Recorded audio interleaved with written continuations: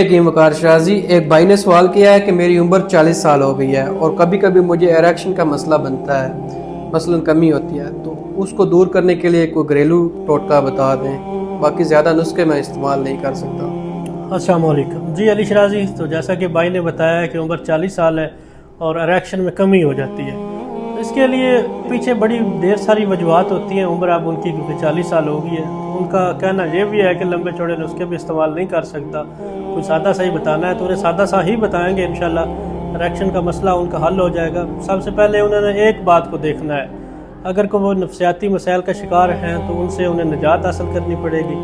अगर ऐसा कुछ भी मसला नहीं है तो ये नुस्खा इस्तेमाल करें, इंशाल्लाह पहले ही रात से उन्हें इरेक्शन के अंदर बेहतरी मालूम हो जाएगी। तो उन्होंने करना कुछ ऐसे है, अक्करकरा एक बूटी मिलती है, इंडिया की असल लेनी है। उन्होंने पंसार की दुकान से आम मिल जाती है, वो लेके आए, तकरीबन 10 से 15 ग्राम वो लेके आ जाए एक दफ़ा। उन्होंने इस तरह करना कि 1 गिलास दूध के अंदर तकरीबन 3 इंच का टुकड़ा जो है ना वो अक्करकरा का, वो डाल के अच्छी तरह जोश देना है और उसे रख दें।